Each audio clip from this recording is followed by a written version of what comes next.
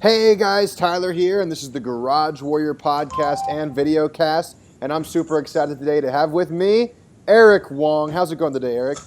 I'm good, man. I'm good. Just finished up a little workout, so just eating some food, refueling a little bit. Awesome, man. So, if people on the call don't know who you are, Eric, why don't you give us a 50,000 mile view? Just give us kind of the who is Eric and what are you hoping to teach the world, and then we'll dig into the meat and potatoes of this conversation. Cool, man. Oh, that's a big question. Who's Eric? It's kind of existential. Who are you?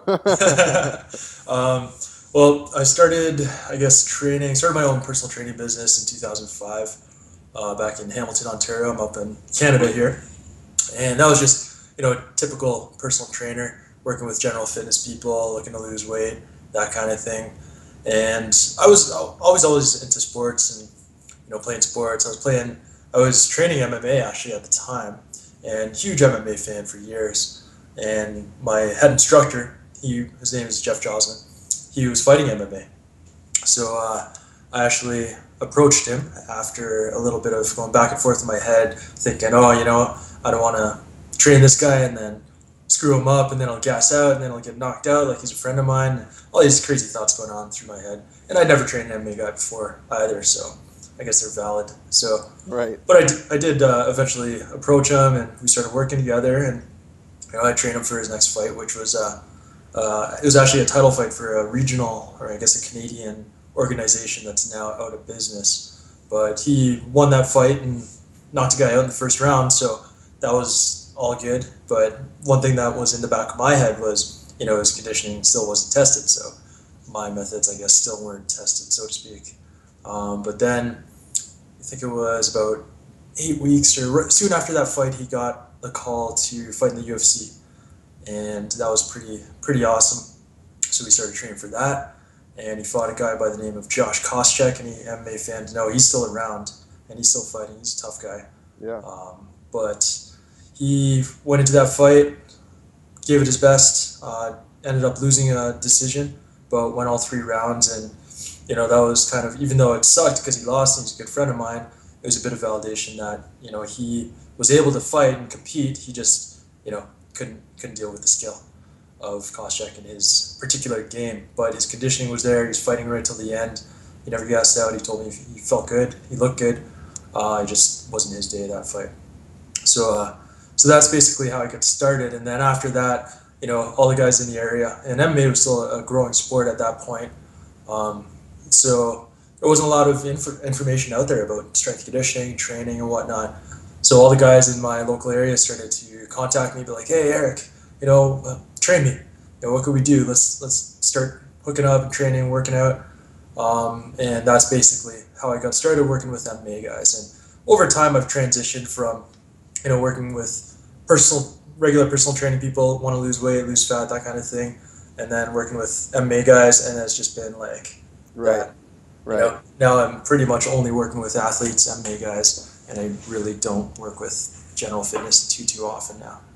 Well, that's pretty cool, Eric. I mean, that almost sounds like a decent luck of the draw where you just kind of took your stuff and said, hey, I'll test it against this guy. And he tried it out, and then he actually got invited to the UFC, which is obviously, as people know, the most prestigious stage for mixed martial arts. And he held it against Josh Koscheck. If you guys don't know anything about MMA, Koscheck comes from a wrestling camp, and those wrestlers tend to be some of the most tough and conditioned athletes in the world. So that's a feat in and of itself. It's just being able to go all 3 rounds with someone like that. Well, that's awesome, Eric. So, what would you say your number one specialty is when you're working with these athletes, these mixed martial arts athletes? Well, I guess I don't really take a super specialized approach. It's Sure. it's a holistic approach. Yeah. I'm looking at everything. It's just like everything. Health is the foundation. If you're trying to train somebody who's not healthy, you're not going to get results. You're not going to be able to adapt. So looking at it from a health perspective to start, and when you're looking at it from a health perspective, it's what are you eating? How's your sleep? How's your mental game, your stress, that kind of thing, and what's your training schedule like? And looking at it all, and then approaching it that way. What would you say is the biggest mistake you see professional fighters coming in with you? Like, so what is the problem that you see most of them have that you probably could fix, like with a snap of your fingers, if they just had the knowledge? Well, I guess on a high level, there's actually two different types of of fighters, of MMA fighters that I can kind of categorize. One Sure. is the guy who, he just relies on skill, and he just trains MMA, and he doesn't do any extra strength conditioning or fitness or anything like that. He's still in good shape. I mean, he's rolling all the time, sparring. That gets you in good shape, but he doesn't have that strength conditioning base. And just adding that in and properly, periodizing the program, building them up because they're, they might be strong and they're ready to go. Excuse me, but you still got to build them up properly.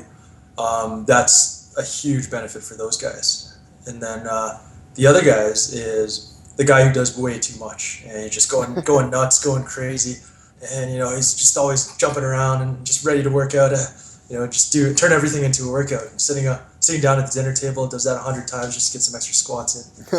Like there's some crazy dudes out there. So those guys, it's bringing them back down and saying, okay, this is what we need to achieve. These are the goals. This is where you're at. Do an assessment. This is where you're at. And based on this assessment, this is what you really need to focus on to basically fill up a hole in your game. It's like looking at a guy who's a pure Brazilian jiu-jitsu guy, and if he wants to fight MMA, well, you better learn some striking. You better learn to take the guy down. You're not just going to pull guard in MMA. So it's the same thing with strength conditioning. Okay, you've got no strength base. Let's work on that strength first. Or you've got no explosive power, then let's work on that. So it all comes from the assessment and then training them based on that.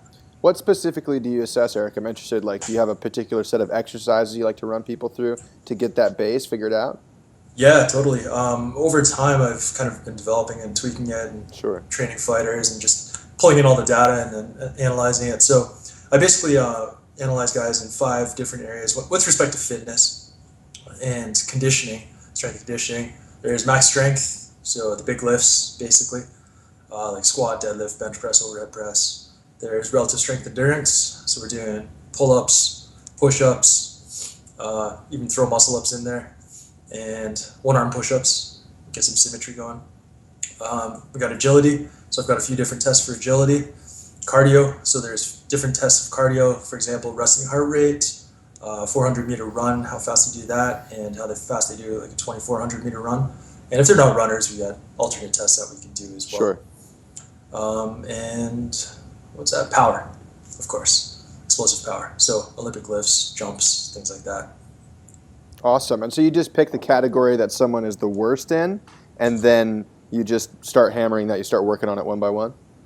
Yeah, pretty much. It's you assess them, and then based on where they fall in each of those categories, you can see kind of which one needs to be worked on. Well, say for example, if somebody's low in strength and power, you'd work on strength first, right, and then you work on power after. You got to build that strength base before getting explosive. Absolutely. So, obviously a lot of people on the call aren't champion mixed martial artists or competitive athletes. We got a lot of people out there just trying to look, feel, and perform their best. So what would you say is something that you could say for exercise that you've learned about mixed martial arts and from training mixed martial artists that people can apply to get better results in their workouts?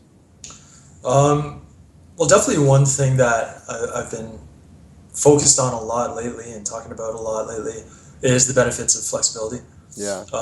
Because there's so many. If you're not working on it, it's such a uncovered area that when you do start working on it, when you start working on it properly, you get benefits like that. It's like when you first lifted a weight, you got stronger, you got a little bit bigger. Your right. benefits, your gains came super fast.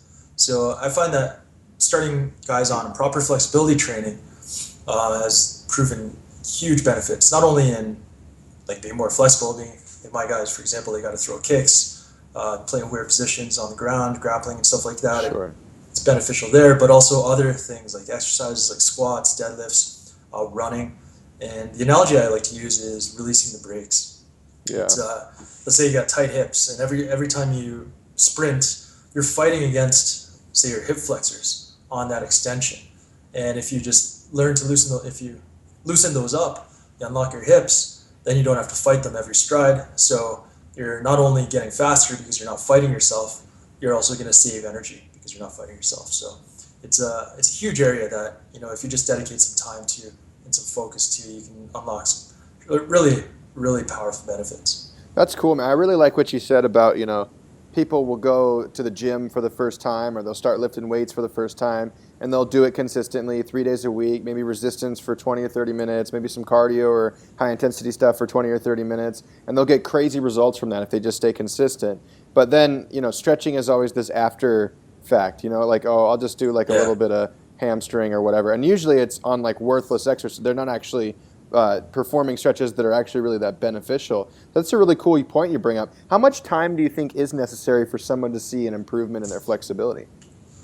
On a daily basis, if you're spending 15 to 20 minutes dedicated on Right. effective exercises, then you can definitely get huge benefits, huge improvements, especially if you've never done anything like it before. So, and you mentioned, I mean, doing flexibility exercises, useless flexibility exercises, like for guys, especially for people who are athletes. And I'm not saying you're a professional athlete, but you work out, you train, you're trying to improve your performance, Right. gain strength, whatever. You're an athlete. You're trying to make gains. For those guys, the typical static stretch type stuff is not beneficial. You're gonna loosen up, and there's tons of research showing doing that stuff before exercise how it's not beneficial because it's gonna decrease your speed, your power, Sure. and also increase your risk of injury, that kind of thing. But also, it's not gonna hold. It's not gonna stick because there's more than just tight muscles that are limiting flexibility, and that's something that I've really learned and really used and applied to my athletes and myself over the last, I guess, year or so, and I found it really beneficial. Well, what's interesting is people talk about flexibility and they think of like the muscle physically stretching, but that's not really Yeah. what's keeping people tight. I like to give them the analogy like take a chicken breast and stretch it. That's a muscle, and that's the range of motion it has. But that's not why we're really tight. Maybe you can tell people why people actually have limitations in their flexibility, and then maybe we can start talking about how we fix it.